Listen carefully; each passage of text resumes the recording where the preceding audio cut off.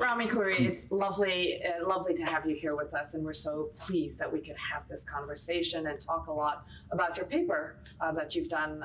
We've all really enjoyed working on the paper with you, reading it, learning from it. Could you tell us a little bit about the impetus behind the research and really the impetus behind the essay? Well, it's a pleasure to do this, to both work with you on the paper and to do this event. I've been reporting and editing and working as a journalist in the Arab world since around 1970, so about 50 years. And I've watched the modern development and de-development of the region for half a century and reported on it as a journalist. So I was in touch with daily life, people's feelings, and I traveled a lot around the region, and I wrote about economics, I wrote about maternal and child health, I wrote about archaeology, I wrote about politics. So I was in touch with every dimension of life.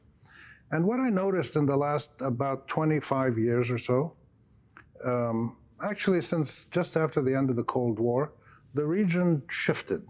It shifted from a developmental trajectory that it had pursued almost nonstop since around 1925 till around 1970 and till around 1990.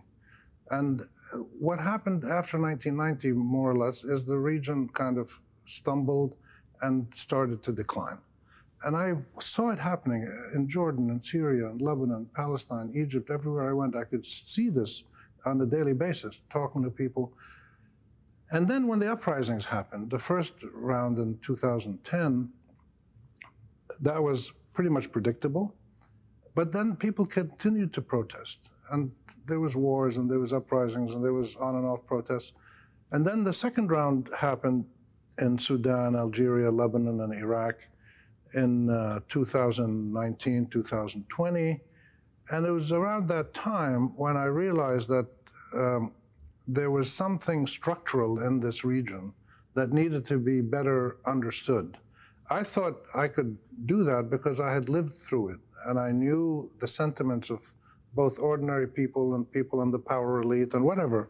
So that's what I wanted to do. I wanted to give readers a better understanding of why the Arab region, and we're talking about the Arab region, we're not talking about Israel, Turkey, Iran, though they play a role tangentially.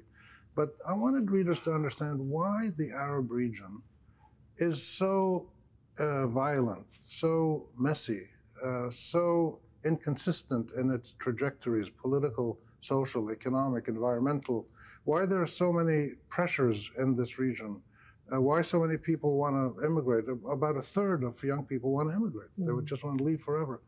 And I thought I could do that because I'd been reporting and writing about these issues for decades. And we have now available, which we didn't 20 and 30 years ago, we have available large amounts of public opinion surveys, polling. There's tremendous amount of knowledge about how ordinary people feel that wasn't available to us before.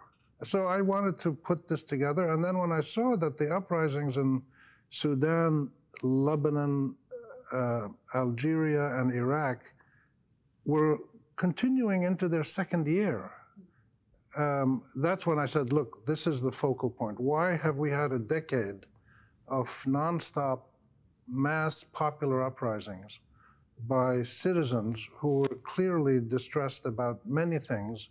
And I just wanted to identify all that and let people understand better. So that's how this project started.